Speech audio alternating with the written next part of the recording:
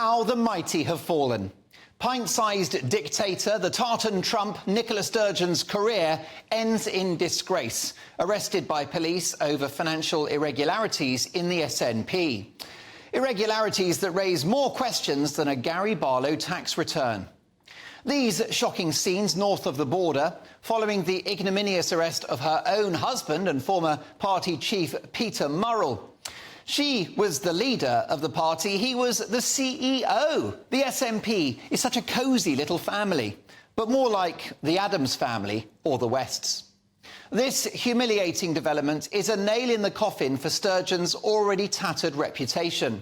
It's a nail in the coffin for the autocratic and ideological SNP, and it's a nail in the coffin for the utterly deranged idea of Scottish independence. Hiding in plain sight, the SNP, coked up on control and ripped to the tits on unchecked power, revealed the great dangers of a one-party state.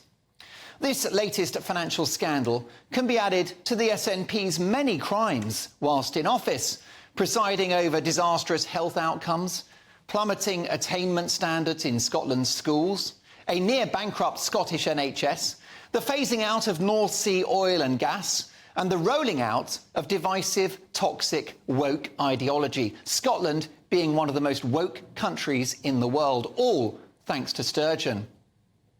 Free speech long ago disappeared in Scotland thanks to current First Minister Humza Yousaf, with anything that the SNP didn't like or agree with labelled a hate crime. At one point, Yousaf flirted with legislation that would see you arrested for inappropriate comments that you make in your own home, a level of intrusion that would have Kim Jong-un or Chairman Mao blushing. As First Minister, Nicola Sturgeon ignored the important domestic issues facing the people of Scotland in pursuit of independence.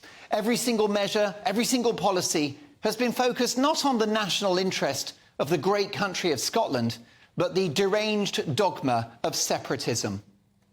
Even the pandemic response, when lives were at stake, was leveraged by Sturgeon to embarrass her counterpart Boris Johnson in Westminster.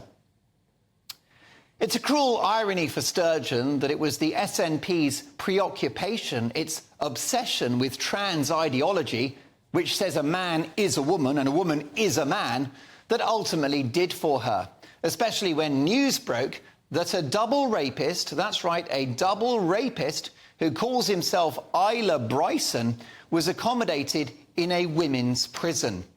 The gender self-ID bill allowed any biological bloke intact, rocking the full meat and two veg, to decide from 1 minute to the next that actually he's a girl.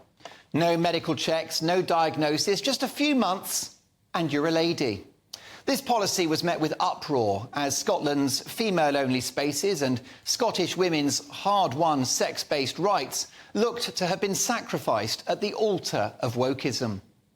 Rishi Sunak's brave decision to block this crazy new law by not recognising it in England and Wales ultimately derailed Sturgeon's policy and, consequently, her premiership. So there you go, Nicola Sturgeon tried to cancel women, and in doing so, she cancelled herself. Now, the investigation into Sturgeon's financial dealings is ongoing, and I shouldn't seek to prejudge the police's work at this stage. But it begs the question, if she does wind up in jail, will her cellmate have a penis?